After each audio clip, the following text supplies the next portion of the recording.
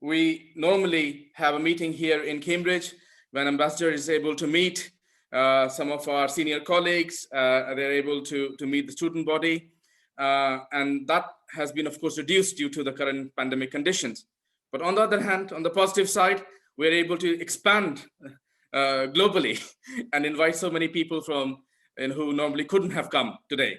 So from a close family event to this is a bigger community event, and I'm very grateful that you've agreed to expanding the audience today, and thank you for that. In moving forward, I'd like to say a few words because Ambassador Rustamov, someone I've known for many years ago, we met many years ago, and it's really a great pleasure of the generation he belongs to. These are the people who have built modern Uzbekistan, the country that we know today, the background. And it's a great opportunity that we have him here with us in UK to take things forward. He has held a number of very important positions. He was prior to UK, he was ambassador to the State of Israel. He held senior positions in embassies in the United States. He worked in Spain, but back home, he worked hard as well in building up the diplomatic capacity. Twice head of the Department of Americas, executive assistant to the minister. So we have a wealth of experience here that represents modern Uzbekistan and how it's relating to the world. I have to say that in last year and a half since he has been here, in the background, we have been experiencing the activity, the vibrancy he has brought to the embassy, because we get calls from different universities, different institutes and businesses saying that, we are hoping to approach Uzbek embassy for new ideas, for new links. Could you advise us? And that kind of backdrop, because we have been here also a long time working with Uzbekistan, so we kind of serve in that advisory or friendly role. But with the backdrop, we see how much work is going on in the embassy despite the pandemic. And so with that, I would like to hand the floor to you, Ambassador. And we are ready for your address and be ready for lots of questions. Thank you. Thank you very much. Ladies and gentlemen, it's my great pleasure to welcome all of you. Many thanks to Dr. Saxena for the invitation to the Cambridge Central Asia Forum seminar and for this opportunity to brief you about the latest development on Uzbekistan.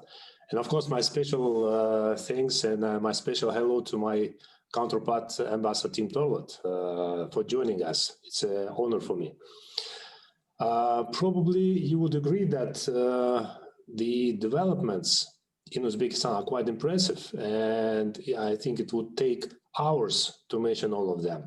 So with your permission, I will focus probably on several of them. But before, as many participants here, as I see, mostly from academic circles, so let me start probably from some conceptual or theoretical things that could help to understand the logic of today's development of Uzbekistan.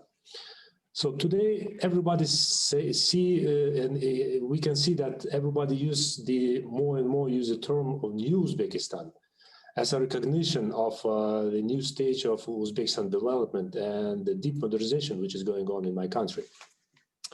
Actually, there are two stages.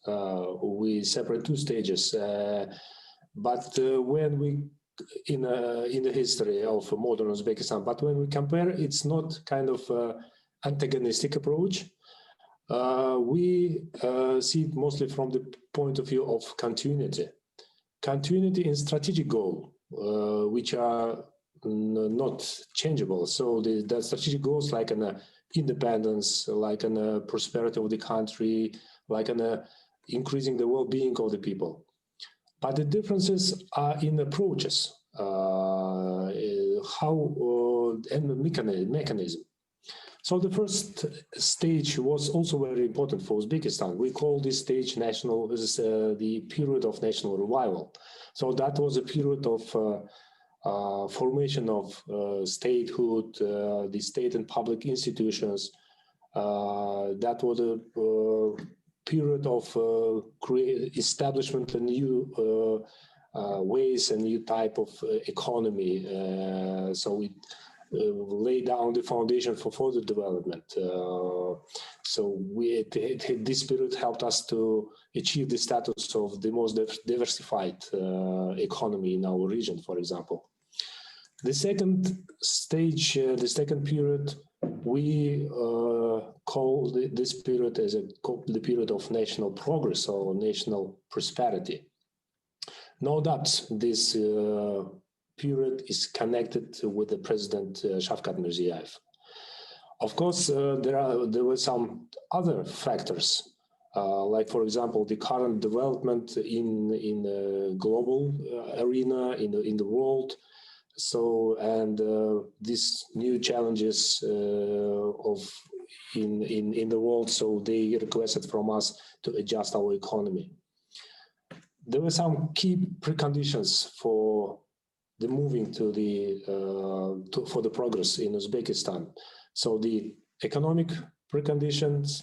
So as I told you, ensuring the fast and lasting development of the country, political preconditions, so the ensuring the long-term stability, and to achieve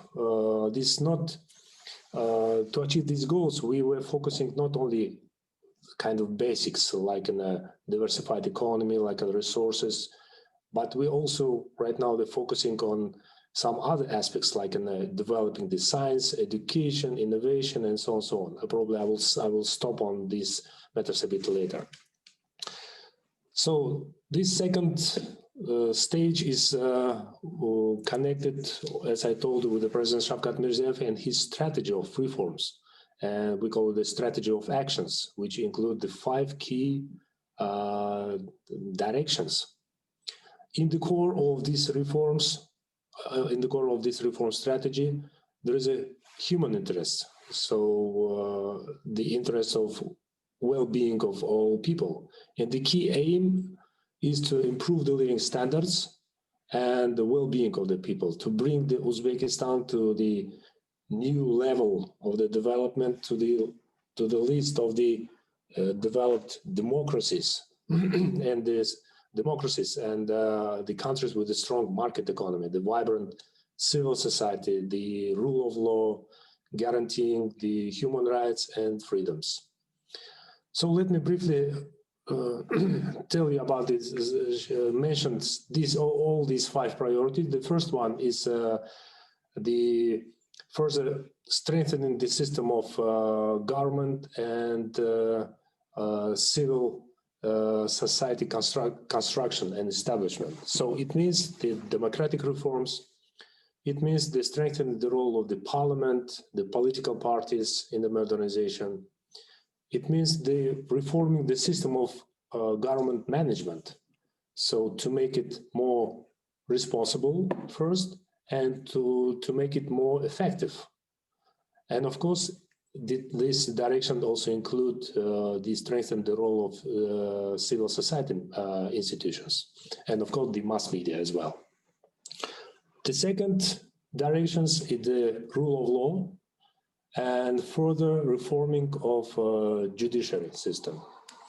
It's the meaning is in the name. So strengthening the true independent judicial system to provide it more humanistic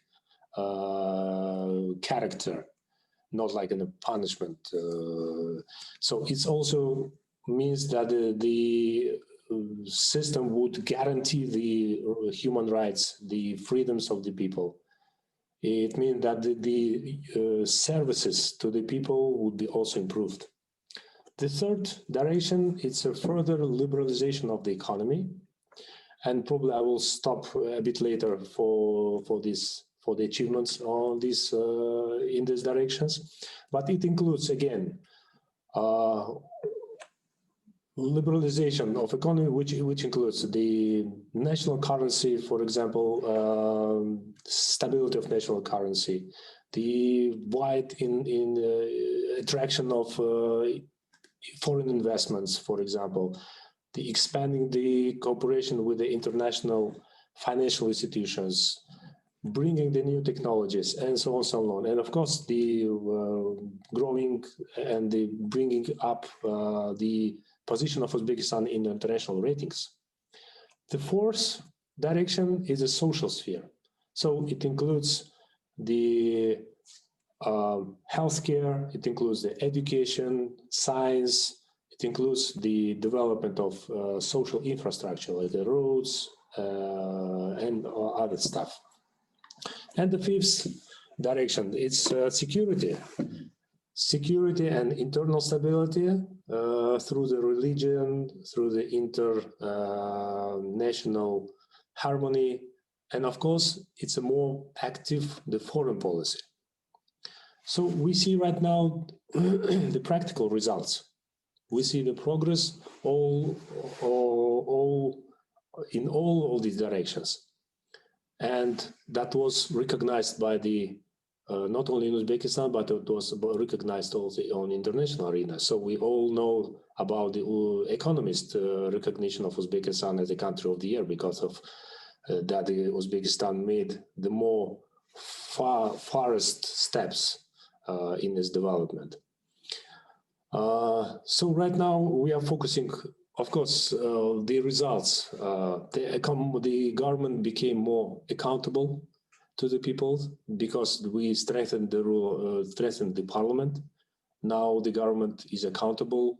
For example, the prime minister and other ministers regularly they're organizing the hearings in the parliament. So there are more independence of judicial system. There are several improvements like an anti-corruption body created and so on, so on. Let me focus, as I told, let me focus probably on the two spheres which are more connected right now to Uzbekistan, to the current development. The first one is economic liberalization, and the second one probably democratization. What we already achieved in economic liberalization, probably I would mention the macroeconomic resilience of our economy. So there were, before the COVID-19, there were a very strong growth of GDP in Uzbekistan. And before COVID, we had a very ambitious plans to bring our GDP to even do 100 billion in the next 5 years. But of course, the COVID-19 put its negative impact to that. But anyway, we still probably Uzbekistan this year would be, we are fingers crossed, we're hoping, and some international institutions also recognize that probably Uzbekistan would be among the few countries who, despite the coronavirus crisis, would keep the positive, tiny one, but the positive growth of GDP. So this is again just a confirmation that about the success of this reform which is going on in Uzbekistan. Probably I would say here also some other factors. So we focus right now, our focus, as I told you, there were some preconditions for that. So there was a more diversified economy, so abundance of natural resources, the human capital with this 34 million strong population, a well-educated workforce, for which it's more than 18 million people right now. Right now we are focusing on the industrial sector, the development of our agriculture, of course, the development of our human capacity, human capital, entrepreneurship, small, medium businesses, and so on and so on. The other step, the other probably sphere, it's a progress of Uzbekistan in international ratings. So for past 8 years, the position in doing business, for example, of Uzbekistan increased on 90 points. So in, for example, if in 2012, we were on, our position was a 166, but last year it was a 69. So it was a good jump, and we are working to continue this trend. For the first time, our country received the international credit rating. So last year, we were successfully placed at the London Stock Exchange bonds on our 1 billion sovereign bonds. And after that, there were several cases of placing the bonds of our banks and other,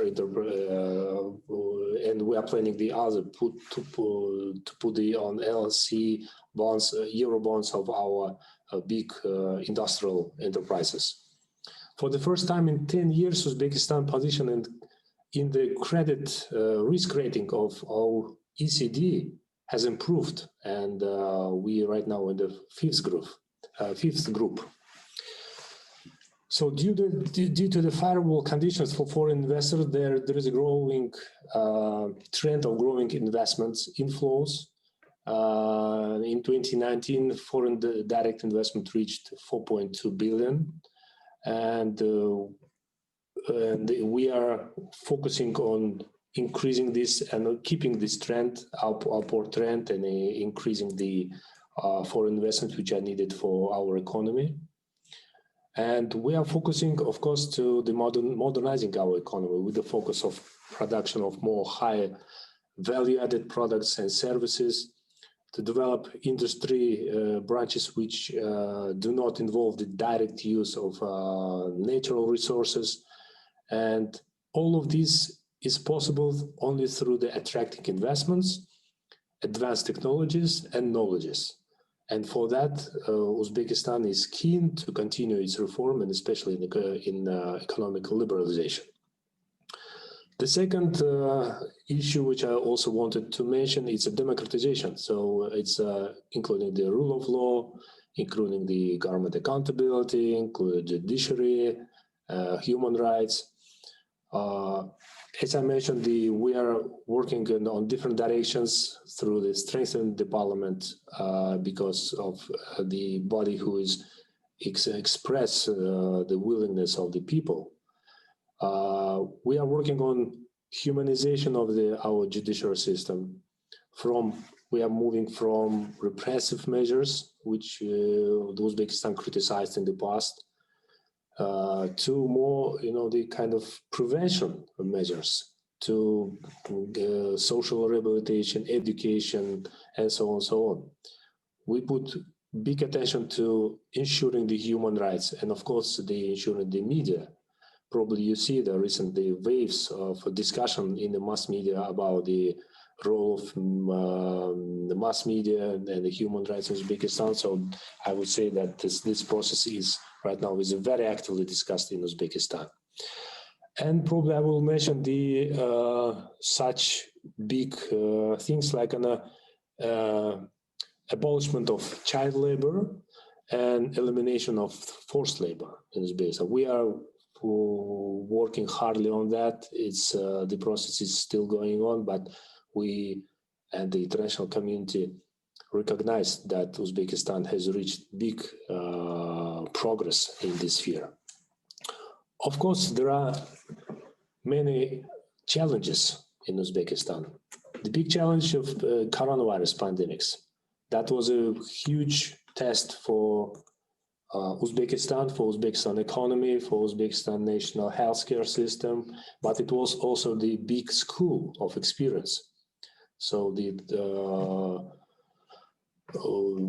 we now, as many countries, Uzbekistan focused on finding the true balance between keeping this health of its population and keeping the development of its economy. And I think so far we were quite successful in here. Definitely right now, as all countries, we are waiting the ways of exit from the situation and through the vaccine, for example. But we are working, and of course, the fingers crossed. There are the positive trends right now we see on TV and mass media. So probably we are hoping that the coming to the normal life is not so far. Probably I would say here as a challenge also the issue of poverty reduction in Uzbekistan, which is also is very topical issue in Uzbekistan. My president, you know, in the beginning of this year, openly recognized the existence of this issue. Right now, according to official estimates, there are about 12 or 15% of population which are in the poverty. So it means about 4 or 5 million people. It's a huge number, and the government puts right now big attention to solving this issue. Of course, one of the challenges is corruption. During recent period, there were very big positive steps and eliminating this challenge. There was a special anti-corruption body created, and of course the mass media and the civil society institutions are very helpful in this, just to inform about the some cases of corruption and so on. But anyway, we are working on that. It's a big challenge for Uzbekistan, and we fully understand that about this threat, and Uzbekistan is keen to eliminate it. And as I mentioned, so the mass media, the role of mass media, and today the mass media became kind of the voice of the people. And as they say, the force power. Yes, we recognize we are not achieved very high heights here, but anyway, there are very positive steps here. And we cannot just ignore this. Of course, we have big priorities in Uzbekistan. So first, I would like to say that all these reforms, what we can see and we can observe, and which are already provide some fruitful and some results, they are not elusive, they are not cosmetics. They are true, and they are right now became irreversible. This is a strong intention of the leadership of Uzbekistan, the president, to continue the reforms despite any challenges like in the COVID. So the government, I would say, probably intentionally creates the circumstances that these reforms could not be moved back. So that's why one of the instrument of that is developing of mass media again, the blogospheres. For example, the bloggers, I would say, is very active right now in Uzbekistan. The bloggers right now set definitely kind of voice of people, and the government bodies, the officials, they have to hear this and have to do something. They have to take some actions. Of course, there are some tensions, but I think this is a good process in the real democratic, let's say, circumstances. There is a very big, ambitious agenda ahead, like further harmonizing the national legislation to international standards, for example, like an accession to WTO, like further creating the more favorable investment climate, and of course the further decreasing the presence of the share of the government in the economy. We see right now it's one of the key obstacles to the speed and the very fast development of the economy. Probably you heard that recently government announced the huge program of wide transformation and privatization of state-owned enterprises. Hundreds enterprises with the state-owned shares would be privatized, and they were privatized even to the foreign companies. And these enterprises includes also some kinds of strategic spheres, like an oil and gas and energy sector and so on and so on. So definitely there will be further democratization, the further strengthening the role of the parliament, the further making the government more accountable, the further rule of law, further ensuring the human rights. There would be definitely the further steps on liberalizing our economy, improve ratings. Also, there would be the focus on the role of our youth in our development in Uzbekistan. So we have already Uzbekistan raised the level of addressing such issues like in the poverty, like in the youth, like in the gender equality on the level of the government policy. And I think it's good. One of the key aspects, one of the very important spheres, it's education and science. Right now, my president said that in Uzbekistan, we put the basis for the new epoch of Renaissance. We call it third Renaissance. So if you know, you know that in Uzbekistan, the territory of Uzbekistan was one of the epicenters of the two waves in 9th and 12th centuries, and after that, the 14th century of so-called the Islamic Golden Age Renaissance of developing the science,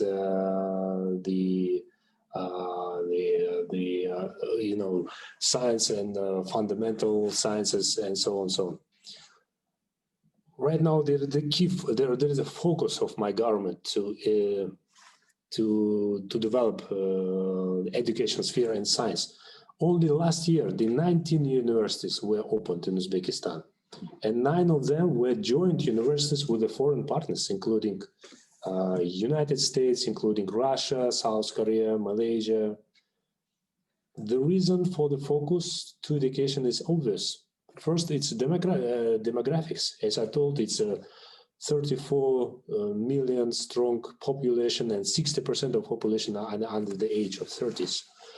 It's a special attention to youth, as I mentioned. Even my president mentioned, raised this issue during his address to the recent General Assembly of UN General Assembly event. The second point is a loss of capacity for enrollment of school graduates to take higher education in Uzbekistan. For example, annually there are 500,000 students graduated from high school, but enrollment is quite low. And in line of the strategy of higher education, which were adopted in Uzbekistan, so it's a strategy on 2030. So the number of universities, enrollment of school graduates should be increased from current 15% to 50% to 2030. So it's opened the huge opportunities and huge potential for cooperation with foreign countries, which is Uzbekistan is very interested. Because we need a skilled manpower, which is needed for successful long-term implementation of our reforms. Probably from the other priorities, so I mentioned the science, technologies, probably let me mention one of key priorities is a green economy. It's something new for Uzbekistan, but Uzbekistan is interested and is keen to develop the green economy, which also focused on developing alternative energy. So I think it's also kind of a big opportunity and a big basis for working with the foreign countries, and especially for UK as a global leader in this sphere. Let me briefly go to the foreign policy of Uzbekistan. So the definitely reforms also went to the Uzbekistan substantially changed the nature of its foreign policy. We transformed it from, I would say, isolation to more regional and international involvement and connectivity. So it means many aspects. It includes many aspects. For example, we even introduced a visa-free regime for the citizens over 80 states, for example, and simplified the visa regime for many others.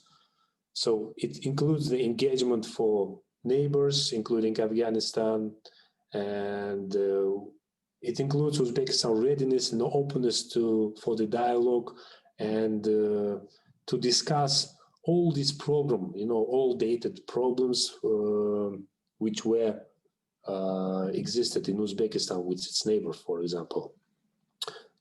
Today, Uzbekistan key strategic goal is transformation of Central Asia into the zone of stability and sustainable development.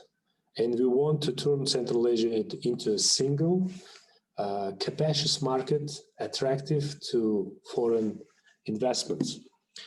So, as I told, our key priority is Central Asia. There are what we have achieved probably here in this process. So probably you see that right now the political dialogue is very active in this sphere on the very high level. So there are different contexts on different levels, government, parliaments, between ministries and other institutions, and the heads of states of the region, all of them visited Uzbekistan. And we can see the analysis of this. The negotiations were unprecedented on its resultativeness.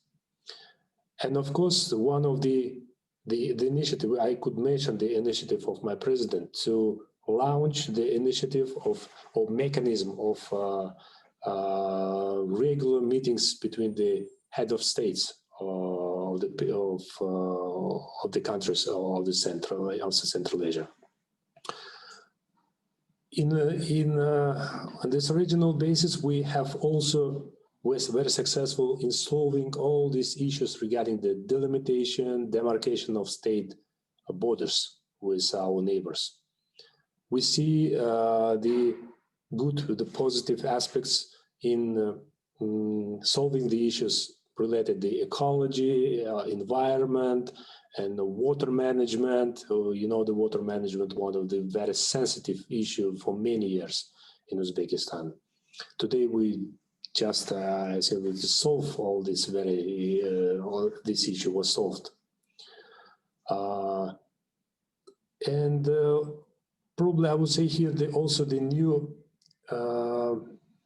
dimension or new life received the development of ties in trade and economy in the region, and in transportation and communication sphere, and energy and the cultural humanitarian sphere as well.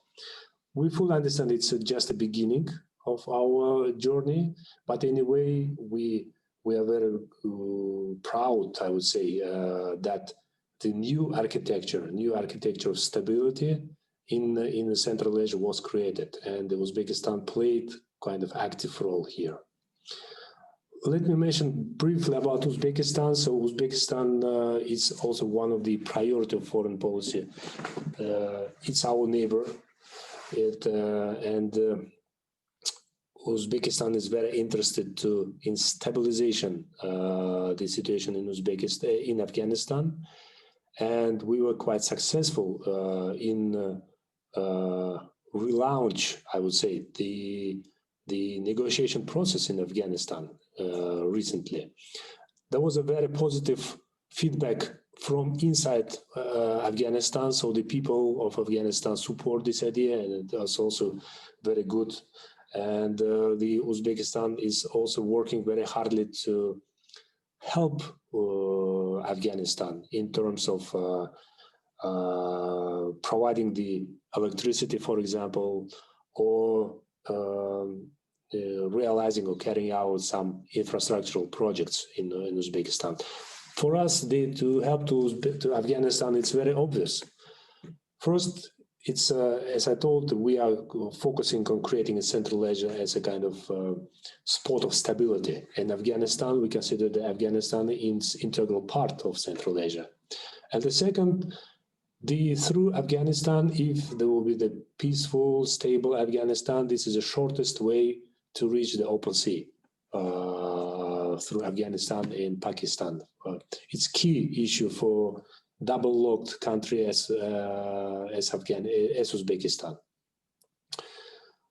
That's why we are working with Afghanistan and helping them in construction some railroads and some roads and so on and so on.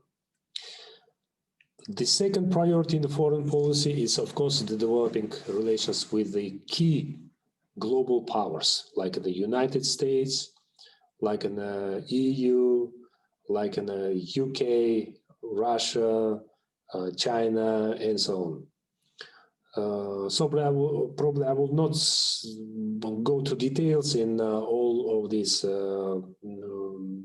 mentioning all of these countries. But anyway, I would say that probably in general approach is to, we are focusing our foreign policy on openness, on constructive dialogue, and mutual benefits here. I would probably say some words about the EU, which is right now we are focusing on several directions, like several issues, like in signing the enhanced partnership and cooperation agreement. We are working on it hardly right now, and of course to including Uzbekistan to the EU GSP Plus system, which would allow us to increase our export to the EU market. So Russia, as I mentioned, is our key strategic directions of our economy. The same is with China as well. This is our two key trade partners, Russia and China, but of course Uzbekistan is very interested to diversify its trade links with the foreign countries. We see right now here the big opportunities to working with UK, as UK is finishing its transition period and exiting the EU. So the UK also is searching in new markets, and we see the potential here. So we have both sides, and me and Team Torlot, Ambassador Torlot, also we are both trying to working very together to find the ways how we can cooperate here. Let me mention some cooperation with the international organizations as well. It's also the priority for Uzbekistan. Of course, the key issue is United Nations. Recently, Uzbekistan, my president addressed to the General Assembly of United Nations, and he put it several very important initiatives on this, and we are right now working on implementation, and of course together with the international community to implement these priorities.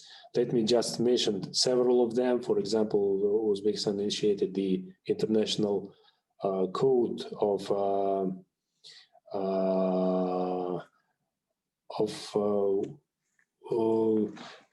code on the working on in cooperating on in terms of pandemics. So it's like voluntary obligations in pandemics. So it's also working. The Uzbekistan is working on with international community on working out the vaccines, and we also move forward the project on convention on adopting the convention of UN on the rights of youth, for example. We also propose to adopt some special resolution of General Assembly of strengthening the role of the parliaments, national parliaments, in achieving the SDG, Sustainable Development Goals, and so on, so on. So Afghanistan, again, it's also was one of the key initiatives. One of the initiatives was the RLC problem. I think it's also related to the issue of climate change and environment. So we are also working right now very hardly with the international communities, and also the elimination of the poverty issue, solving this issue as well. Let me probably finish with our bilateral relations with the UK, as I also already mentioned. So Uzbekistan attaches great importance to the developing relations with the UK, and we are ready to take advantage of these new opportunities. We look at Britain as a source of the high standards in education, in finance, in good governance, in economic development. We need it for the successful implementation of our reforms. There is a strong desire and I would say the political will to work with UK. Uzbekistan, by the way, was, probably you know, that was among the first countries in our region who signed bilateral partnership and cooperation agreement, the PCA, with UK last October. And right now we are in the process of negotiating on enhancing and move forward our cooperation. We are very pleased that UK side already provides the assistance in implementing our reforms. There is a bilateral program was recently adopted by the UK government, which focused on assisting Uzbekistan in the realization of its reforms, and especially economic sphere. It's a very important program for us. So bilateral economic and investment cooperation is advancing in a good trend. So we are working hardly to keep this trend and to strengthen it. Our priorities in different sectors, like in oil and gas, mining, IT, financial sectors, and education, of course. So it's, you know, the Eurobonds, as I mentioned, also we were focusing on, you know, placing our Eurobonds here in London. So implementation of English law, for example, we are studying this issue because we see that it's one of the key factors to bring the foreign investors to Uzbekistan. We canceled visa for UK citizens so they can come to Uzbekistan freely. So we recently accredited the very prominent UK mass media, like in the BBC, like in The Economist, and the Sky News recently gave the accreditation to us. It's good. And as I mentioned, the cooperation in education, it's very important for Uzbekistan. So there are so-called presidential schools opened, and they in the process of opening in Uzbekistan, which are the establishment of this school was together with a Cambridge Assessment Organization. Of course, there is a very active, the British Council working in Uzbekistan in terms of, you know, the helping us in promoting the so-called English-speaking nation concept in Uzbekistan, in training teachers, implementing the English language, and so on and so on. In higher education, we see the good progress recently in this sphere, and we see the big perspectives here.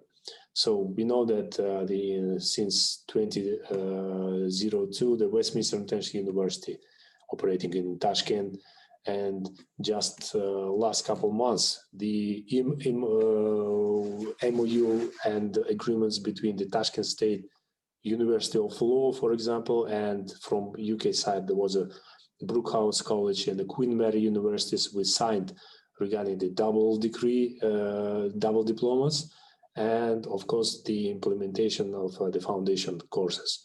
We see the huge potential, as I told here, and we are look forward to working with other UK institutions here.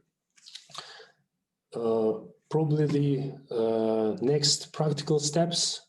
So we are in February, we are focusing on organizing our UPTIC, it's our Trade and Industrial Commission meeting to here. We are focusing on organizing it here in London. So we will see how the situation with the coronavirus would demonstrate, but there is a big interest from both sides to organize it because we see that it would definitely promote the cooperation in trade and economy in this sphere. So the perspective are very big agenda. Probably I will stop here to let the time for the Q&A session, and Web would be glad to answer all of your questions. Thank you very much. Thank you so much. That was fantastically comprehensive and overarching. And I think people have lots of different questions, but before we launch into questions, there are a few other things to say that people can raise their hands or write in the chat to Prajakti Kalra the questions. I'll be monitoring them as well. I would like to also add a couple of remarks which are to do with the other very vibrant sphere of cooperation between the UK and Uzbekistan, which has been going on for a long time. This is in the sphere of research. So it's very important to recognize there are institutional differences between UK and Uzbekistan. So our long-lasting, overarching relationship has been in the research sphere. That's why we have so many lecturers and professors across UK who know about Central Asia because they work in Uzbekistan. Uzbekistan was the gateway for many of them. So from our side, of course, our research with the help of embassy has been going on for many, many years in all the areas that you mentioned. Particularly exciting at the moment is the areas of seismic security of the region with Navai Kombinat, and we are working on the green tech areas which are beyond. So education in UK is directly connected to research aspect, and I think we really need to work to combine those in our messaging. But what is really exciting also is the very important thing that we are really excited about here is that in how Uzbekistan has managed to what I say, finally create Central Asia, which is what you outlined very much in detail. So I'm just giving the headline to what you already said in detail, that for many years we have talked about this thing called Central Asia, but what is it? And what is it without Uzbekistan connecting the dots all the way from Afghanistan for the north, south, east, west? And that vibrance that has been put forward by the details you provided today, it's very, very exciting. And I never leave the opportunity to simply say that how, looking at history, long history, that how algorithm, which was a product of Al-Khwarizmi's work coming out of what is now Uzbekistan, and electron, which was discovered here in Cambridge, combined together are the basis of everything we do. So in popular science literature, the partnership has existed over 1,000 years, and we are just serving it and making it better. So it was wonderful to hear all the different pieces. There are a number of questions and statements already in place. I'd like to ask Mr. Nick Ray, Professor Ray from Cambridge, to say a word. Nick, could you unmute yourself? Thank you very much, Montu, and thank you, Ambassador, for a fascinating talk. As Montu said, very comprehensive, and obviously you had to cover an enormous number of topics in a short period of time. I have a particular interest as an architect in hearing from you a little more detail, perhaps, of the green agenda and how that would relate to new settlements and housing, because I know there's a substantial program in mind, and I wonder what your policy on energy is there. For instance, in the UK, because of the natural gas we had, there's going to have to be, I think, an enormous program of transferring private dwellings across from their reliance on gas to electricity and to making the electricity generated by sustainable means. So that's one question I'd like to ask. The second point I'd like to make is about the policy of increasing private investment to assist government investment. And I want to sound a note of, as it were, warning here.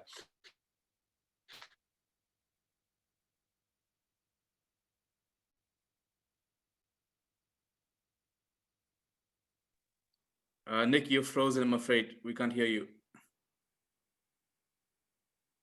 Sorry about that. That is Jesus College's, it's Jesus College's not very good internet connection. Can you hear me now? Yes, you're about to give us a warning. Yes. So my worry was that some of the separating out some of the control, for instance, of building standards to the inspection of buildings on site to private organizations in the interests of competition and efficiency can lead to problems. I mean, we had the terrible Grenfell Tower accident, which is still being investigated. I wouldn't want to comment on that. There seem to be multiple problems there. But one issue is maintaining control, and certain institutional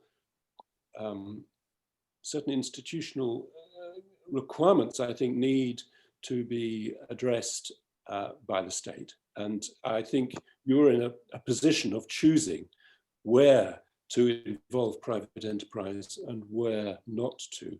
It's a position which, in a way, I rather envy, because I think we moved rather fast without thinking too hard in the Thatcher era to mass privatizations. So those are the 2 points, really. Thank you very much. Thank you, Nick. Ambassador, would you like to respond to those, or? Yes, sure. I'm not a specialist in architecture, so please excuse me for that. But anyway, let me just respond for regarding the natural gas. Of course, the natural gas is one of the key sources right now in the energy sector of Uzbekistan, and of course, it goes to the housing sector as well.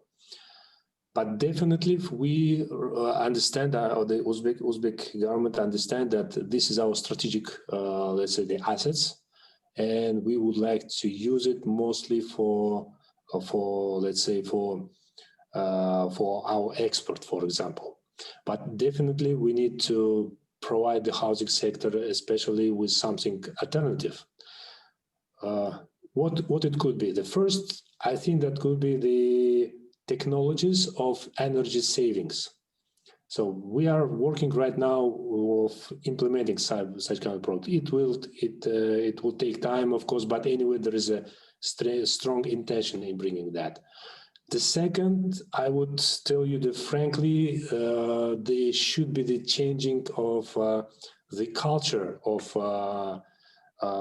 energy use in Uzbekistan, because the population uses much energy that they need. And there is also big work is going on here as an advertising and mass media, as an kind of creating some penalties or something like that. And the third probably direction would be the turning on to the green energy and the developing of some alternative resources, like in the wind, like in the solar. If you see the mass media, you can see that there are several projects which is already launched or is to be launched in this sphere. For example, recently I read a couple days ago about the creation of big solar energy plant in Uzbekistan.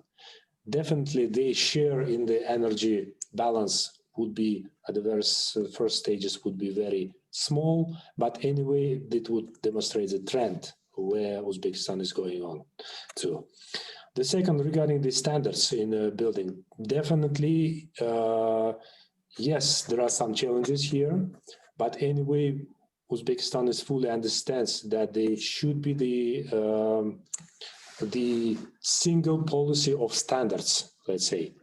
And if you see in many other spheres, we implement right now, the working on that in implementing the single system of standards. And I think in this sphere, in the building sphere is also is an issue.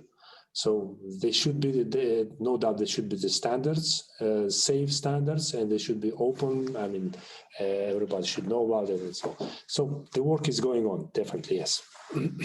Thank you. Thank you for that. Dr. Fennell, she's the, many of you know her, Director of Research for Central Asia Forum, is our next question. Thank you so much, Montu. Your Excellency, thank you for the wide-reaching set of issues that you raised.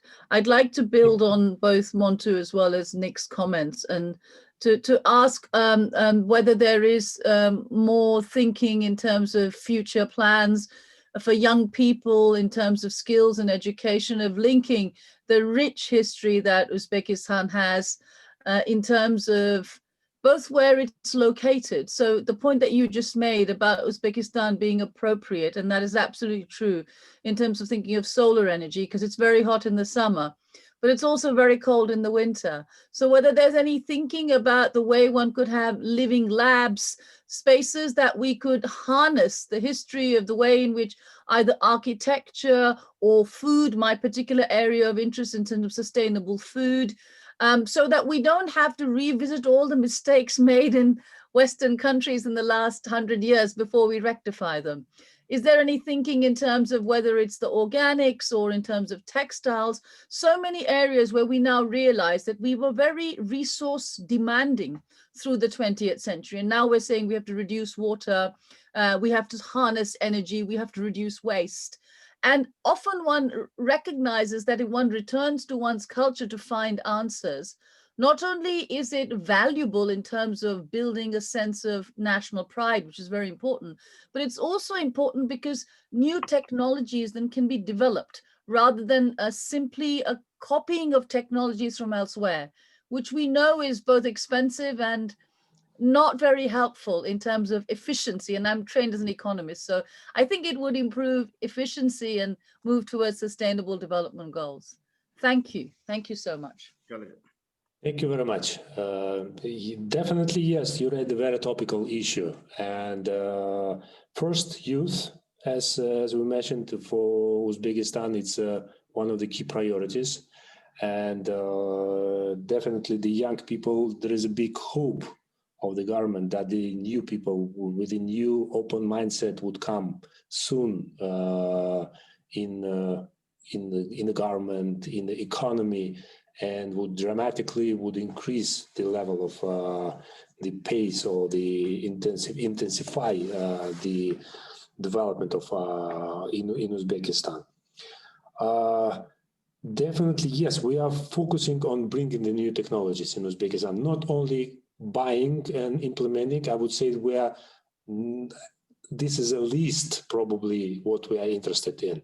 Right now, you can see that in Uzbekistan, we are creating such kind of IT parks, for example, or some incubators, like science incubators, to give the youth the opportunity to create something new. It's good, definitely is good, but here are some challenges, of course. We need, and there is a lack of probably the cooperation with the foreign partners in this sphere, because it's quite new. Yes, the science base was very strong in Uzbekistan for many years, but right now we are in a very new circumstances. So there is innovations, in IT development. So definitely we are very interested in expanding the cooperation here with the foreign companies. Indeed, not in the bringing technologies, but to create some kind of environment for creation such kind of technologies in Uzbekistan.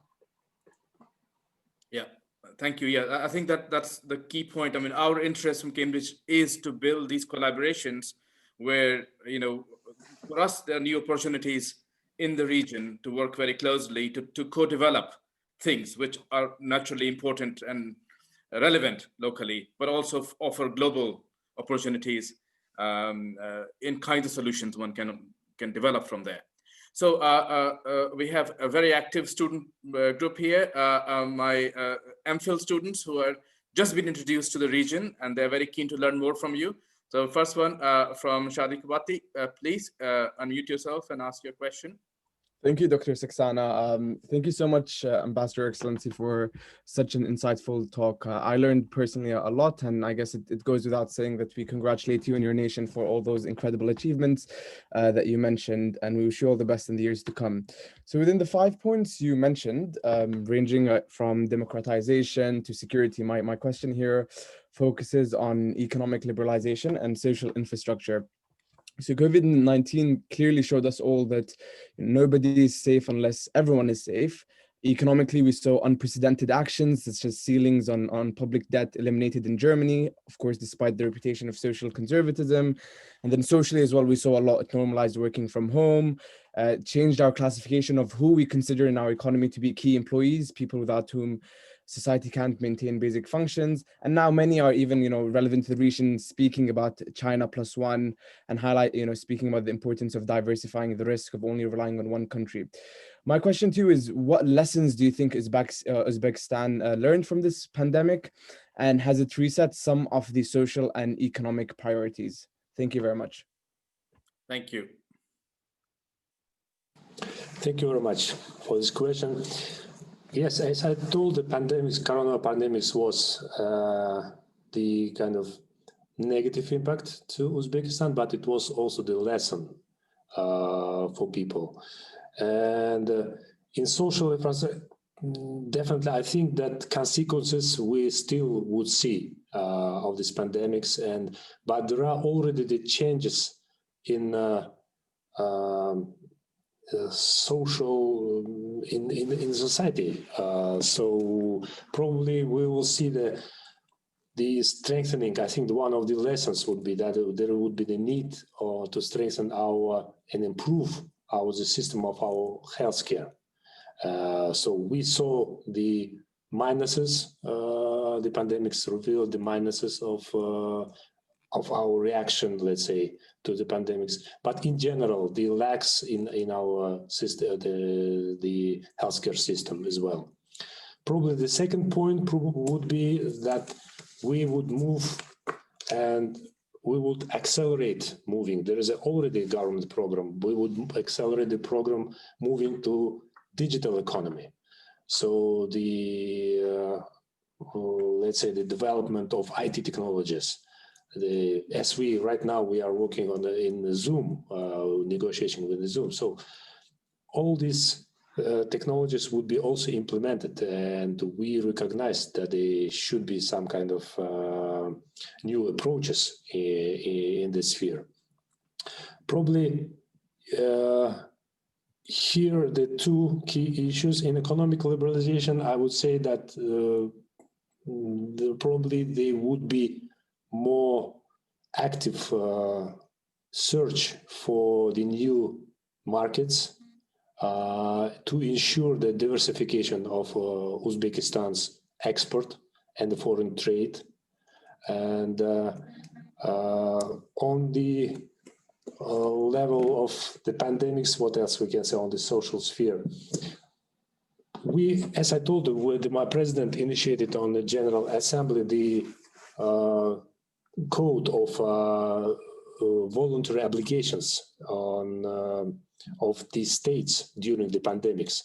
I think that should be the kind of code, the rule of rules, how the countries should work together in such kind of circumstances. I think that would also one of the key lessons probably. And of course, the working on the health in the health care, working with foreign partners. So it's not also the internal challenge of every country, but also it's a challenge, a global challenge. So there any kind of cooperation system should be improved in addressing such kind of challenges in future. Thank you so much. So now we have Felix Riley, another MPhil student from Cambridge. Felix, go ahead. Thank you very much. And thank you, Ambassador, for the talk on such a wide range of topics in such a short amount of time. Thank you for those updates. And I just wanted to slightly bring things back to the security that we were discussing in some sense before. I have a large personal interest in Afghanistan myself, and I'm sure I and many other observers have been very happy to see the progress in the peace process. And I was very interested in what you were saying about the potential for Uzbekistan in a peaceful Afghanistan. And I wanted to understand a bit more from your perspective what you saw as any potential risks in that process for Uzbekistan. Of course, there's been some talk of the potential of some security issues, particularly with those in the Taliban hierarchy who may be unhappy with the peace process, and some risk of some potential spillover into Central Asia. And I know that in the past, there's been some educational programs for young Afghans and some level of cultural cooperation on this issue. And I guess I wanted to understand, do you see an expansion of these cultural and educational programs as being essential to that greater economic cooperation in the future? Thank you. Thank you. Thank you very much, Felix. So, as I told, Afghanistan is one of the key priorities for Uzbekistan in terms of security. First of all, definitely yes. For many years, we saw the kind of the war in Afghanistan negatively impacted to the Central Asia region. We don't see any. There is no way for the peaceful process in Uzbekistan. This is position of Uzbekistan. There is no way no other alternative than peaceful process, and we see that they choose. The future of Uzbekistan should be chosen by the people of Afghanistan, not by some countries like Uzbekistan, regional powers or global powers as well. That's why our approach is very open. We are openly want to communicate to any side, any power, let's say, in Afghanistan, and just to try to find the way to facilitate and to help the peaceful to reaching the peace in this sphere. One of the direction is economic assistance from Uzbekistan. What we are doing, it's not only the negotiation process with the sides, but we mostly focusing also on the social dimension, like an economic help, economic humanitarian help as well. So we recently opened it in Termes, this center for training center for the Afghan specialists, and I think we already launched it, and it works very, very good. So we will continue this because of the educational sphere, as you mentioned as well. It's also very important for both sides as well. Yes, that's all probably. Yep. Ambassador, I'll just ask one further question on that point. How are the plans for extending the railway project that was in discussion last year or so to Herat and so on? Is that still in making? Yes, we are working on that. We're considering these projects, but it's always, the matter of security and stability. So starting from the specialists which is working on the field, and ending what would be the security situation after this railroad would be launched, for example. Yeah. So, but for us, it's the construction of this railroad is very important. It's an exit to the south ports for Uzbekistan, and not only for Uzbekistan, but for the other countries of our region, because as I told, there are not so many alternative ways for our communication with and trade communications with external world. Thank you for that. I think we have, is it Sarah or Pascual? I can't work out. You keep changing positions. Well, let's get Sarah have a go first. So Sarah Gammon from Cambridge University as well.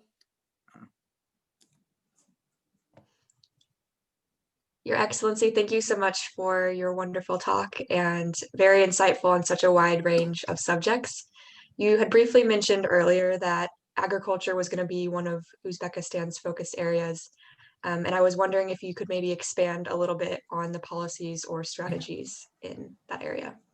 Thank you again. Thank you, Sarah.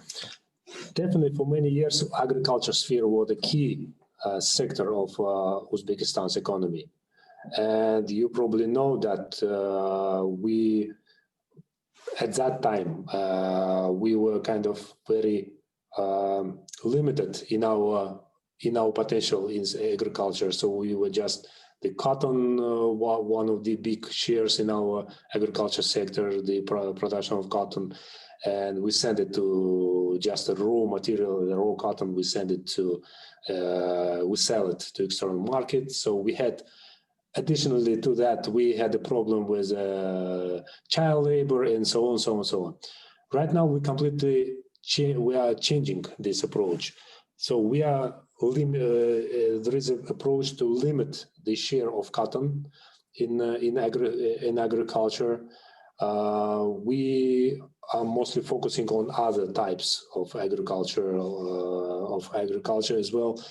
So we are right now focusing not only, we are rejecting the selling the raw cotton to, right now we are focusing on creating the clusters, so-called the agricultural clusters, where we can ourselves reprocess our agricultural products, make it some kind of ready products, and after that provide it to our public or to sell it.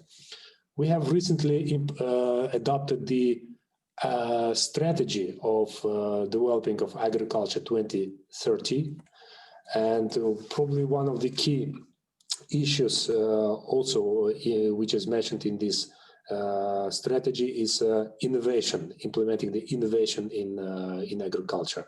So it means the strengthen the science, the new technologies, the water saving technologies, and other spheres. So we are focusing probably on these directions. Let me stop here. Thank you so much. So next, we have a question from Pascual Gonzalez, a Cambridge master's student. Your Excellencies, thank you so much for having us today. Earlier in your talk, you were talking about the importance of regional security and cooperation, and the central role that like water management in Central Asia plays within that. And the fact that over the past year, like particular progress had been made on that front. I'm just wondering if you could expand a bit more on like what progress has been made in regards to issues of water management and what role Uzbekistan has played in mediating that progress. Thank you, Pascal. Yes, definitely water management, and I mentioned was for many years, it was the very sensitive issue for many years for the Central Asia.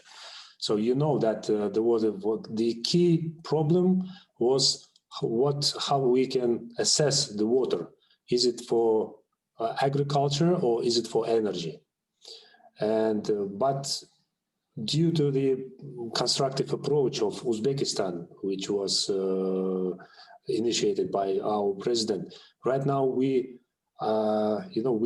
I think we settled all these issues. So, for example, if you remember, so the key issue was the Rogun station in Tajikistan.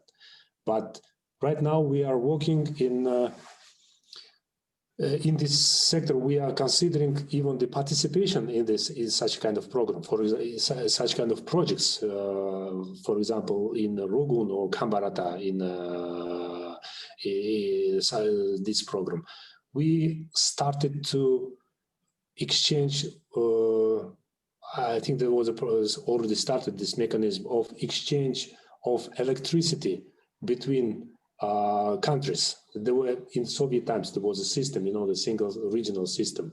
But after that, they stopped using it. But right now, we are starting to use it again. So whether excess of the electricity, so the neighboring countries can take it. So I think it also would work very positively in general, on the climate in Uzbekistan. And there is a understanding that there should be a single energy system in the region. So it would be it would bring more benefits for all countries. Then every country would try to create its own separate national, energy grid, for example, right? So, and all these good relations on the political level, as I told, through this consultation mechanism between the head of states, they definitely facilitate and definitely help to solve all these tasks, all these issues. So we see the very positive trend here. This, I think, I find it the most important aspect of regional development, this connectivity and these details of negotiations, but also practical things that Ambassador mentioned are very, very good to hear about. The exchange of electricity mechanism, building of infrastructure which is compatible, and co-participating are, I think, the very important messages for those here to take away, because they don't come out in normal media. These are very important, I think, things that you are sharing with us. So we have Dr. Çokan Laumulin next from Cambridge, but also from Almaty. Çokan. Yeah, thank you, Mantu. Your Excellency, it's a great pleasure to see you, although online, after quite a long period. First of all, many thanks for, as Dr. Saxena said, really comprehensive report and really interesting issues you've been highlighting. It's really the really broad range of them. However, my question is about organizing and delivering mutual research, mutual in terms of given that it's a Central Asian forum platform. It's a research of organizing mutual research in Central Asia between all the countries of the region, because in my view, there is not going to be a successful either Uzbekistan or Kazakhstan or Kyrgyzstan without successes of each neighbor. And for the first time, millennia, our region had become quite separated after 1991. Previously, all the times it was the same space, the same cultural and trade and economic space.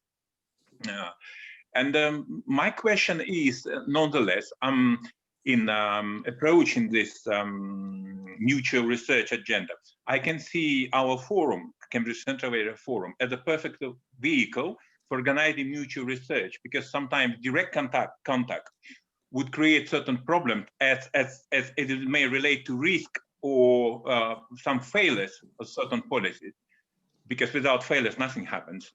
Actually, any successes is the road, and in science is the road of failures. But from what I can see, Kazakhstan can learn a lot from Uzbekistan's experience for instance, in retaining Soviet research base, Soviet education base. As last year we read lectures, and I discovered it for myself, fantastic Navai Gorny Institute. And it was really impressive. Kazakhstan can also learn in the implementation of the introduction of the Latin alphabet, because we are doing this policy now, and vice versa. From what I heard from your brilliant report, but I can help noticing that Uzbekistan is implementing a lot of things which Kazakhstan used to do, for instance, in the 1990s. And it's, I mean, the liberalization, economic liberalization, attraction of the FDI, and so on. And through you, I know that you are just ambassador to the UK, and you are brilliantly transmitting the policy, which is not designed under your supervision. However, you are very important to transmit, to deliver in your internal report the important information. And I'm really worried for ratherly Uzbekistan to repeat many mistakes Kazakhstan did in idealizing the liberal policy in the 1990s. However, today we are in the 2020s, and the reality is somewhat different. And I believe that this risk should be objectively analyzed, intellectually analyzed, for designing a policy in Uzbekistan. It possibly should be designed by an outside body like Cambridge Central Asia Forum. Thank you. Thank you, Chokan. Thank you very much, Chokan. Let me respond in this way. So definitely, yes, I fully support the idea, and I think that many people in our region support the idea on the need of research cooperation in this sphere. I would say more that in the dialogue between Central Asia states, this issue is already on the table, it's already in agenda. So there are common understanding that there should be more close cooperation in this sphere in research. So the issue is going on. Regarding the Cambridge Forum vehicle, definitely yes. So of course, it could be the good platform and good, the good stimulus for also to work together, and especially because the Cambridge Forum could bring the new ideas, let's say that from outside of the Central Asia region, and it would help us to, to implement more effectively the advanced and modern technologies here. So I know that the Cambridge Forum is working very actively in this sphere, and there is a big support from my embassy, and definitely would be support from the Uzbek side as well. Definitely, it's very important to establish researches between the research organization, and of course between the academies of science of both countries, because even in the Soviet times there was the big school of fundamental science was established in the Central Asia and Uzbekistan especially, and there is a big experience in this sphere. So probably it would be good also to use this experience and to try to implement it in the current circumstances as well. Thank you, Ambassador. We, of course, very open and very, very, very thankful for all the support we continue to get from you and the embassy. And it's an ongoing relationship and evolving relationship always towards the better end. And I think I'd like to also to note that particular thing that you had highlighted in Chokan did bring up, that how, whether it's Navoi or whether it's other these combinats or other industrial, the approach Uzbekistan is taking in modernizing them, keeping them productive is really something remarkable, and we need to keep our focus on that end of things. So I think we have several questions that have come through the chat, and Prajakti is going to relate them to you one by one. So Prajakti, please go ahead. So the first, I'll do one question and then you answer the question, and then I'll go on to the next one. So the first question is from Simon Glancy. He said that since the National Development Plan between 2017 and 21 is coming to an end very soon, is there a new National Development Plan in preparation, and what will be the key national priorities up to, say, 2025? Thank you very much. My best regards to Simon. I had a chance to meet him, and I'm very glad that he participated in this event. Yes, definitely, there will be another plan for further development. So this 5-year strategy gave us, some results, some good results, and now we can see what we have achieved, what was not achieved as we wished, and probably there is already work going on in Uzbekistan how to on shaping the next, let's say, the strategy of reform. I'm not familiar with some concrete measures, but I would tell that all these our priorities, our key priorities, like in starting from further democratizations, from economic liberalization, from developing of technologies base, science base, education, all will be included there. And there will be some practical strategic steps, and there will be some clear tasks how to achieve them. Okay, the next question is, and I apologize for not being able to pronounce this name at all, but it's an Irish name, Donasha Obichain. I don't know how to pronounce this. So. Maybe they can ask the question themselves if they wish, no? So it's Biachain or, I'm sorry. It's okay, go ahead, Okay. ask the question. So the question is that since you're also the ambassador to Ireland, what can you say something about Uzbekistan's relations with Ireland or any activities that the embassy has undertaken in Ireland? Actually, I'm not the ambassador to Ireland, but anyway, we have already established very good contacts with Irish side, and I'm very pleased that we have developed such kind of dialogue. When the contacts with the Minister of Foreign Affairs, definitely, and we have already established some ties with some private companies there, and we see the big perspective there and working with Ireland, even despite this,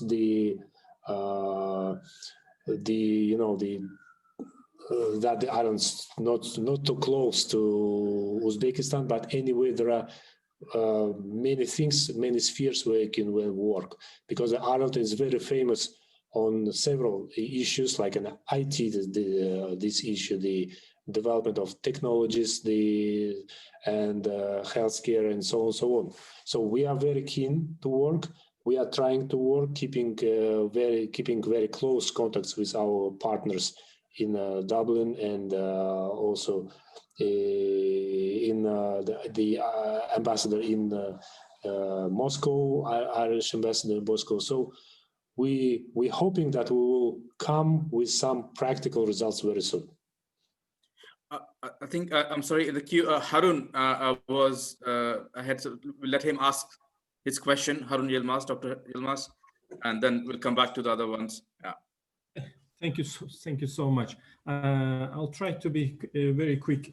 First of all, Your Excellency, thank you very much for your talk. It was very informative. We learned a lot. My background is history, but I will ask a contemporary subject. Now, there are 4 successful Chinese vaccines and 1 Russian vaccine at stage 3 of development, as Pfizer and AstraZeneca now. The Chinese Sinovac will provide 46 million doses to Brazil and 50 million doses to Turkey once they finish the tier 3 testing. The other company, Sinopharm, also signing contracts, and they will produce up to 1 billion units next year. Now, I have 2 quick questions here. The development of these vaccines include trials in different geographies. Are there any volunteers involved from Uzbekistan in the development of these vaccines? And are there any ongoing negotiations with China and Russia to secure cheap and sufficient quantity of vaccines in 2021? Thank you very much. Thank you. Thank you, Harun. Yes, definitely. The vaccine issue, as I mentioned, is very topical right now for every country, and in Uzbekistan, I would say I could say that there is already voluntary testing of the China's vaccine is going on in Uzbekistan. I think we are on right now at the 3rd stage. Just today, I saw in the mass media that the Russian vaccine also arrived to Uzbekistan for testing.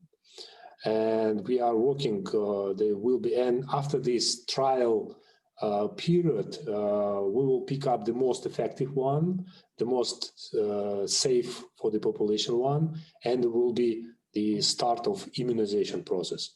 Definitely, it doesn't mean that all other vaccines are out of table.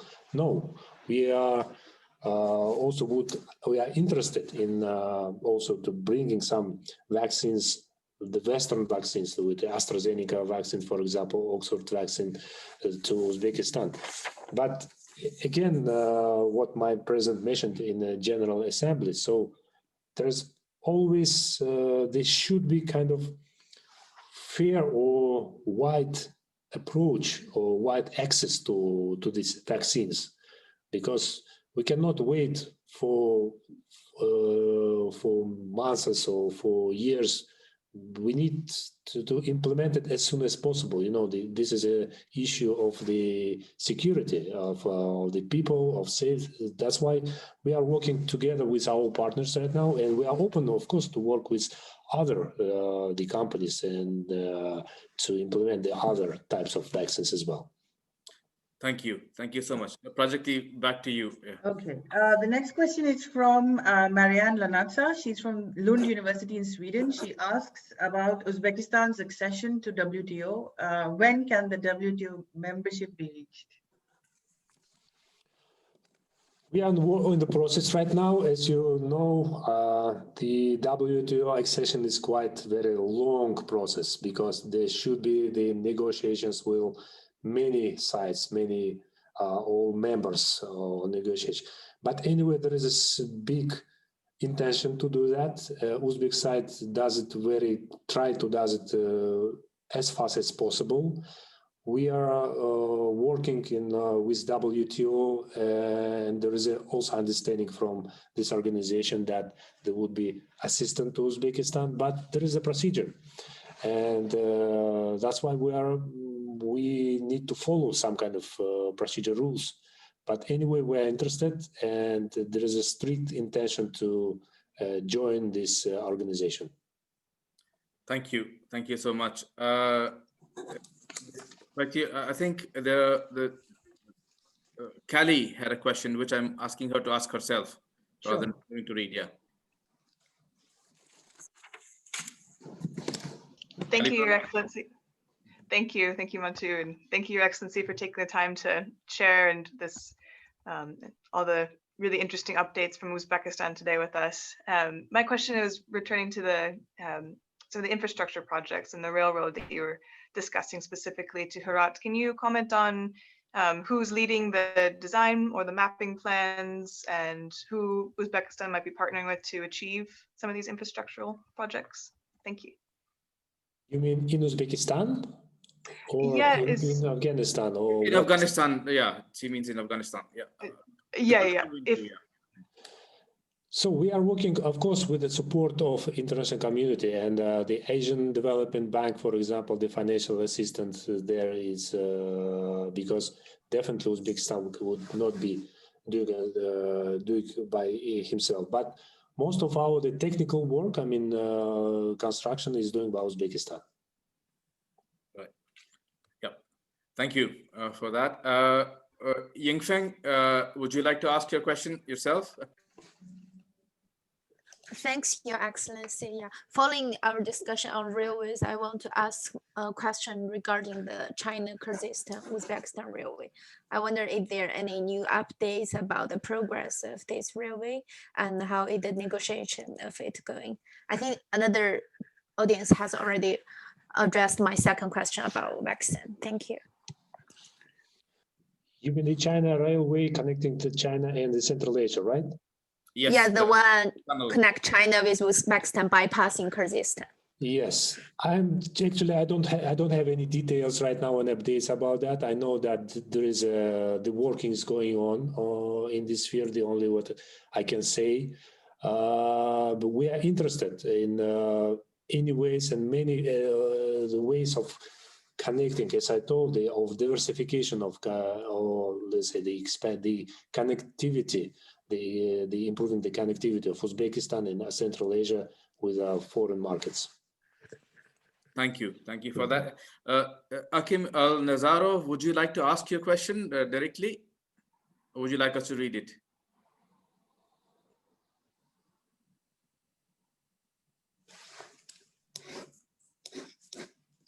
Please go ahead.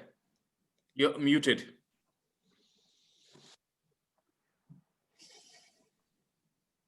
Yes, thank you, Mr. Ambassador, for this interesting talk.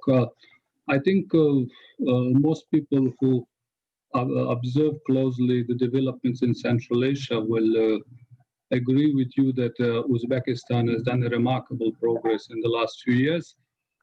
My question is related to the collaboration between the academic institutions in Uzbekistan and foreign countries. I know that in some countries it is a very strict, there are some strict rules where the collaboration needs to go through official channels. And I'm wondering whether in Uzbekistan, the foreign academic institution can directly get engaged with academic institutions in Uzbekistan, or this collaboration needs to go through the Ministry of Foreign Affairs. Thank you. There is no any restriction for the universities and academic institutions in Uzbekistan to establish cooperation with the foreign partners. We are insisting to that they should establish such kind of cooperation. For example, being here, you know, I'm working in a diplomatic front, but anyway, we are sometimes working as a kind of facilitators to helping to establish the direct contacts between the universities. Because one of my job or one of the job of the embassy is establish contacts here. So we reach for example, the British UK higher education institutions, for example, as we did recently. And we suggested, would you like to cooperate with Uzbekistan? So this is Uzbekistan. So this is a short presentation about this is the potential. Would you like? They say, yes, we would like. So we find a partner in Uzbekistan. We facilitate, organize kind of the video conference call and say, okay, guys, you can discuss separately, but we just facilitate and go. That already resulted. We have, as I mentioned in my presentation, we have already resulted in signing one of MOU and one of agreement on double degree. And we are working right now in the same mechanism. We are working in inviting some other higher institution of Uzbekistan to this process. Yeah, thank you for that. I'd like to comment a little bit to underline what Ambassador said. That we have been working with Uzbekistan for many years, and again, both the things. I think the question is actually quite valid, but not everybody knows that this can happen. So while embassy is a very good place where if you don't know where to go, then you go to the embassy. But if you're an academic, you can contact your counterpart there and continue with it. And if there's a problem, you can come back and ask for embassy's help. So it's not in any way channeled through that. But at the same time, it does help to keep the embassy informed as to what you're doing.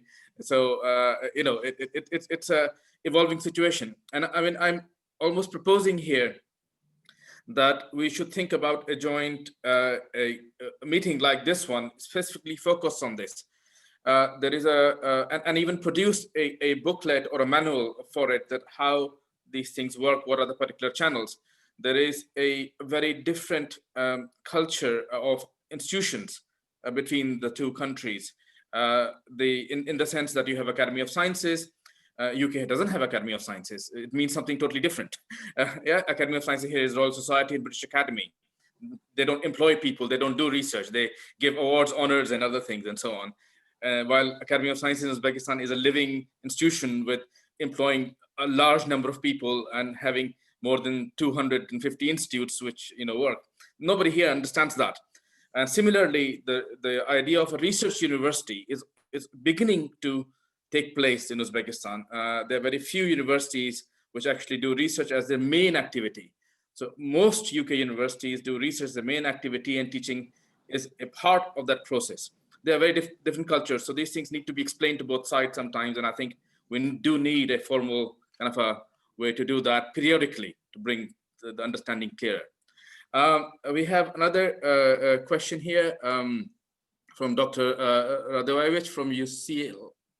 Milena, would you like to appear? and ask your question. Yes, I just thought it's everyone here. Your Excellency, thank you very much. I'm quite enjoying like the broad range of topics you cover here, and I don't know if I'm asking too much. If I just add a little bit on top, you mentioned these planned railway, and I think it's part of these broader, like the Belt and Road Initiative, the railway going through these Central Asian countries from China. And I'm just wondering, as an archaeologist, so yeah, I'm an archaeologist lecturer at UCL, and I do love your archaeology a lot. Is there any sort of an interstate agreement about the protection of archaeological heritage, as in wherever the railway goes through? Is there any kind of a budget set aside for rescue excavation, such as a strategic excavation, if you like, or is it sort of left to the local government to deal, if and when anything shows up? Because that also changes the perspective of how often people would report when they find something. So I'm just wondering, is it protection of archaeological heritage, which is amazing in your country, anyhow included in these interstate negotiations on how the railway continues or not, if you know? Thank you very much. First of all, I would like to express personally my big appreciation to Dr. Rajivojevic for your lecture in our embassy. That was a very fantastic, actually, and I was not able to participate, but anyway, it was very interesting. I was informed, and definitely you revealed a very interesting subject about the archaeology potential of my country, especially, and the Central Asia in this region. It's definitely the big potential there. Regarding the cooperation, I'm not aware about the cooperation on the regional basis, but what I can tell that in the framework of UNESCO, there is a definitely cooperation between the countries, and as you know, we pay big attention to preserving our heritage, big heritage, and especially in architectural heritage. And right now, the UNESCO, the several cities of Uzbekistan are in the list of UNESCO heritage, and it put and brings Uzbekistan to this kind of responsibility of doing some construction work or some excavation works and so on and so on. We, in these regards, I think the Uzbekistan will never do something that would, undermine its cultural heritage, because this is this object of our pride, of Uzbekistan, because due to its cultural heritage and very rich potential, history. But I don't exclude it, because probably there will be, and there is probably some kind of cooperation between two countries of our region. Yeah, I can comment and add to what Ambassador said. The UNESCO, of course, is definitely a main framework, but there is also coordination between Academy of Sciences in the region regarding this thing on all existing framework, as well as still there are joint expeditions which keep in contact. So both informal and formal, agreements may not be there, but functionality is there to address these issues. And maybe there are agreements as well. As we said, neither of us know the real answer, but we for sure.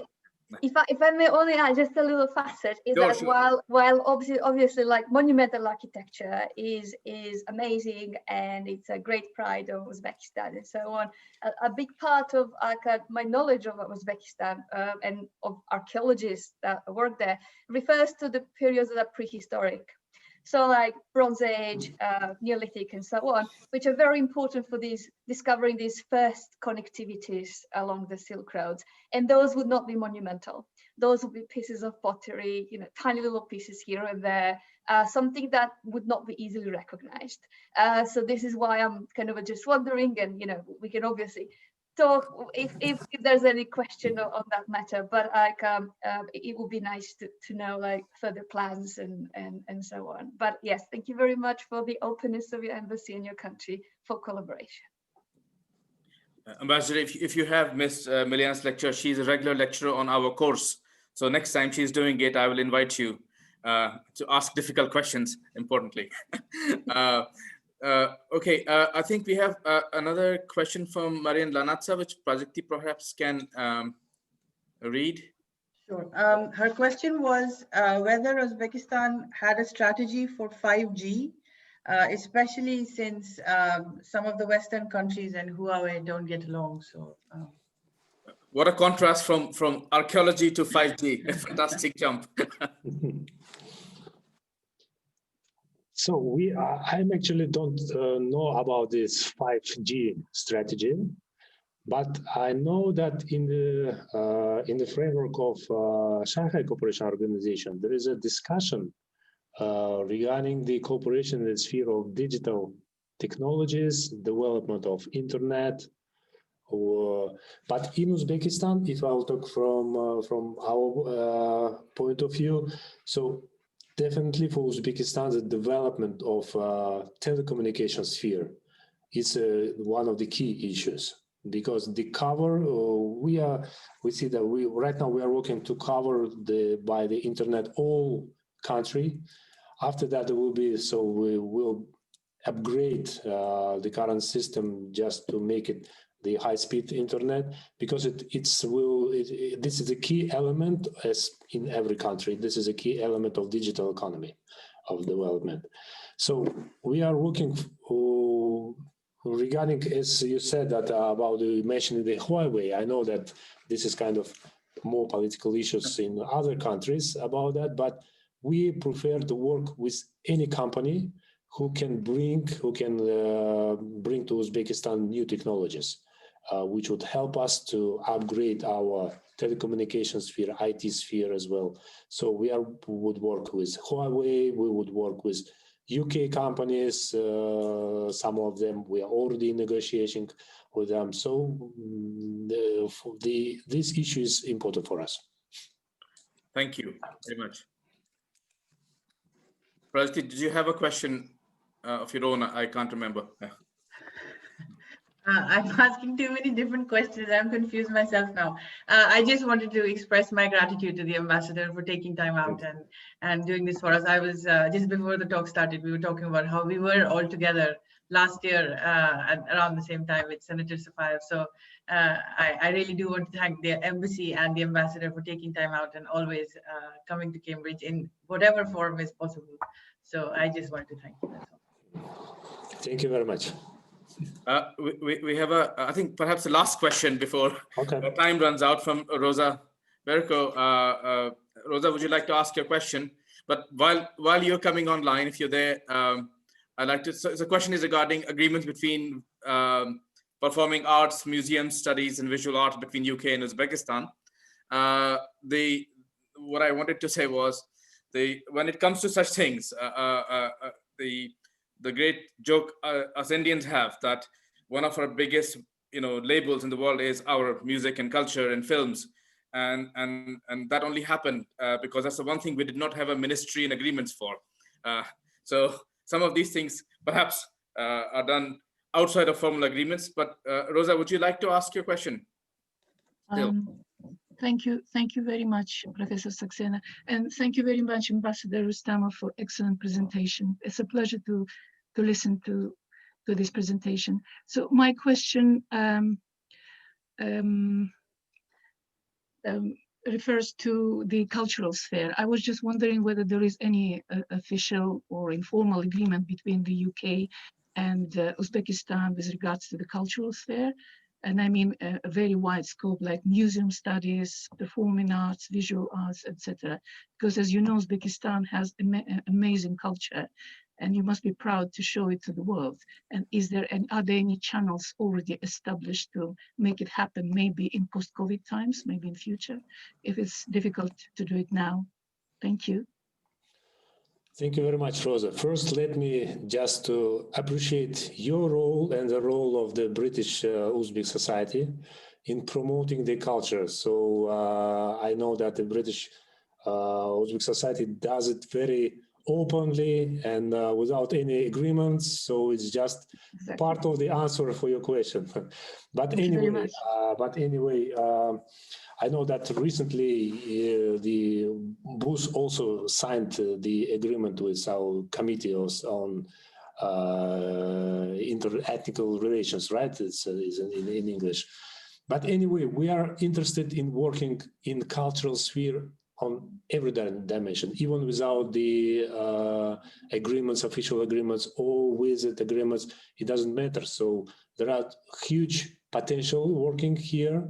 And for example, recently the British Museum signed the agreement on cooperation with the Minister of Culture. That under the Minister of Culture of Uzbekistan, there is a special foundation of culture development. It's a kind of historical, step for Uzbekistan. The very prominent British Museum signed such kind of cooperation.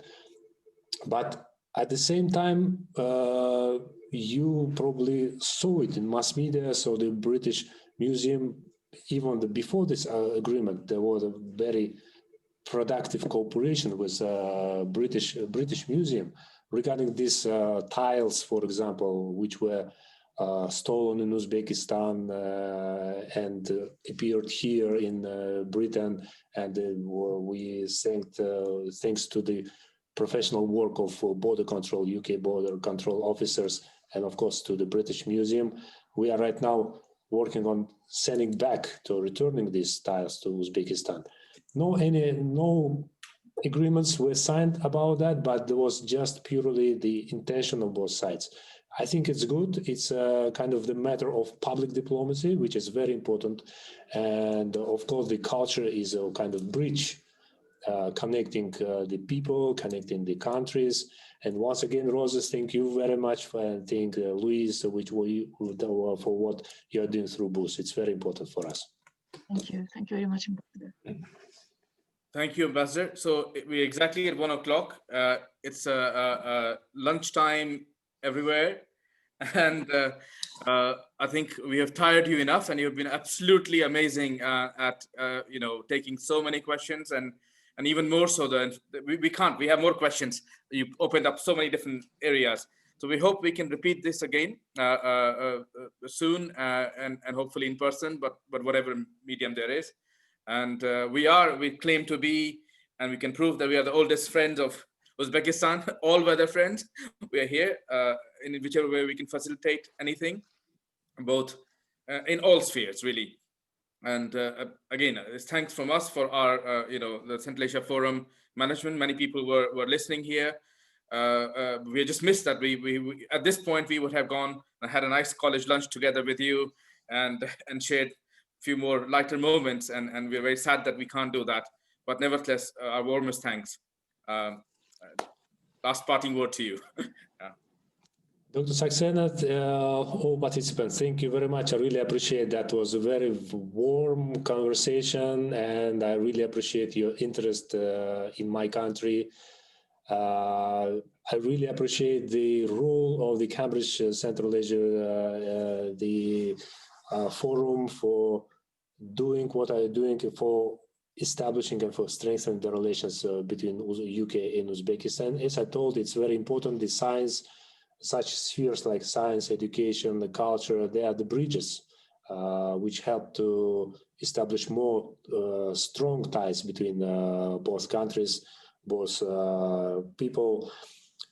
The embassy is at your disposal also, so we are here, and every member of my team is ready to work closely with you, with any other British institution on establishing mutual beneficial ties, which we see there is a huge potential there. And I think that joining and combining our joint efforts would help, definitely would help. I look forward to see you probably next year. So when the vaccine would be here, so then I look forward to visit the Cambridge definitely. And of course, we'll looking forward to see you here in the embassy to discuss any ways of expanding our cooperation. Thank you very much to all of you. Thank you. Yeah, I think we might be all coming to Uzbekistan to get our vaccines. Anyway, thank you so much, and I hope to talk to you very soon again. Bye for now. Okay, bye. Thank you. Bye bye.